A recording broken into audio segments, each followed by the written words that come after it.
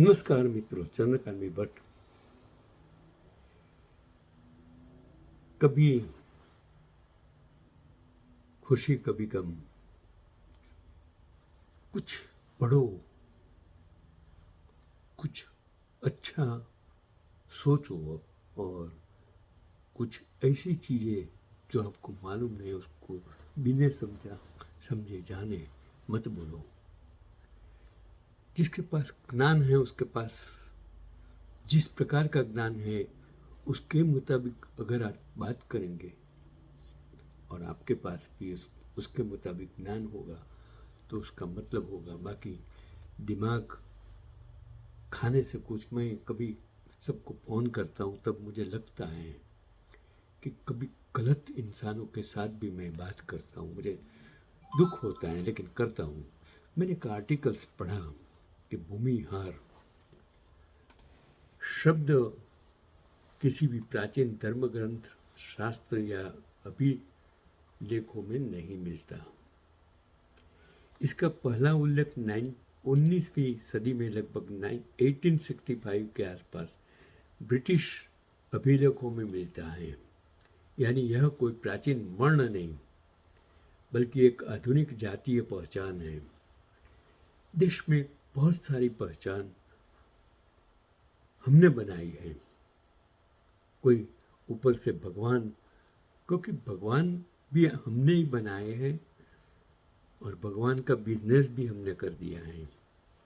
इंसान कभी भगवान नहीं हो सकता। लेकिन राम तो राजा थे, कृष्ण भी राजा थे, पैगंबर भी इंसान थे, यीशु ख्रिस्त भी इंसान थे, महावीर और बुद्ध भी राजा थे।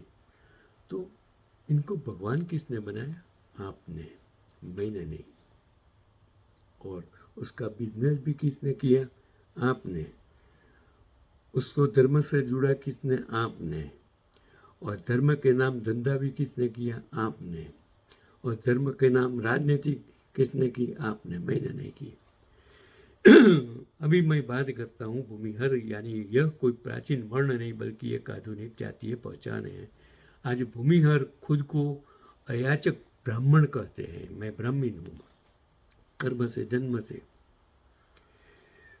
लेकिन सवाल ये है, अगर ये शुद्ध ब्राह्मण है तो उनके उपनाम इतने विविध क्यों? सिंह, राय, चौधरी, शाही, मिश्रा, पांडे, शर्मा इत्यादि। क्या ये एक समान वंश नहीं बल्कि मिश्रित सामाजिक समूह का संकेत नहीं देता? अब असली मोड़ समझिए। ब्रिटिश काल में खासकर स्थायी बंदोबस्त के बाद अंग्रेजों को ऐसे लोगों की जरूरत थी जो जमीन संभाले और लगान वसूले। यही से एक नया वर्ग उभरा, जमींदार और प्रभावशाली किसान। मेरे ज्ञाति में, मेरे समाज में, पीज में रहने वाले ज्यादातर लोग उसकी सरनेम है जमींदार। वो वहीं से मेरे समाज में ज़्यादातर 90% ब्राह्मणों के पास जमीन थी, लेकिन वो जमीन बोते नहीं थे, खेती नहीं करते थे, भाग्या थे। और उस जमाने में कांग्रेस ने खेड़े उसकी जमीन, उसमें कितनी सारी जमीनें चली गई। चलो आगे।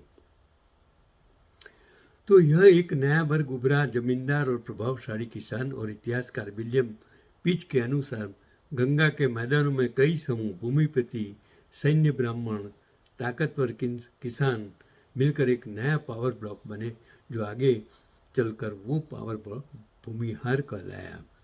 ब्रिटिश जनगणनाओं में उन्हें कभी शूद्र कभी वैश्य कहा गया, क्योंकि ये खेती करते थे। और पहचान की लड़ाई यहीं से शुरू होती है। पहले खुद को क्षत्रिय साबित करने की कोशिश, सिंह जैसे टाइटल, सेना, राजसी, ठाठ बाट, लेकिन राजपूतों ने स्वीकार नहीं किया क्योंकि उनके पास सूर्यवंश, चंद्रवंश जैसा कोई क्षत्रिय वंश नहीं था।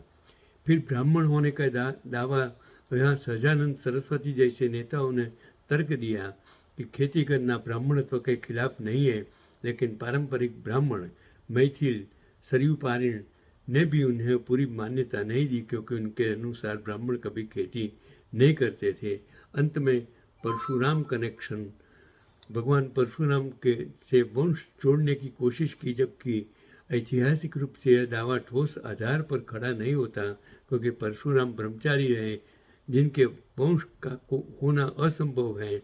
इसे कई लोग बाद में घड़ी हुई कई कथा मानते हैं, और उसमें से निष्कर्ष सीधा है कि भूमिहार कोई प्राचीन वर्ण नहीं, यह अलग अलग समूहों से बना एक सामाजिक वर्ग है जिसकी पहचान समय, सत्ता और ज़रूरत के हिसाब से बदलती रही। और साफ शब्दों में यह परशुराम के वंशज ब्राह्मण की कहानी कम और सामाजिक राजनीतिक परिस्थितियों से बनी पहचान ज़्यादा है। जैसे मेरी सरनेम भट्ट है, लेकिन जब मैंने संशोधन किया कि भट्ट का अर्थ क्या है, वो संस्कृत शब्द है, उनसे ब्राह्मण से कोई लेना देना नहीं है, और उसका अर्थ ये है कि जो युद्ध के मैदान में सेनापति टैलेंटेड बुद्धि कहूँ, अब फिर से आपको मैं बताऊं कि युद्ध के मैदान में जो सेनापति बुद्धिशाली है, टैलेंटेड है, इंटेलिजेंट है, जो युद्ध का आयोजन करता है, उसको भट्ट कहा जाता था। और पूरे भारत में ज़्यादातर जगहों में भट्ट सरनेम है, जो उन जमाने में आई हुई युद्ध से जुड़ी ही सरनेम है। किसी जगह उसको बट भी बोलते हैं, अपभ्रंश हो गया है। चलो, आज तो मैं यही पैगाम देता हूँ कि जो उस जमाने में जो भी सरनेम जिस प्रकार की पड़ी, वो उसके मुताबिक थी। यही आज का पैगाम।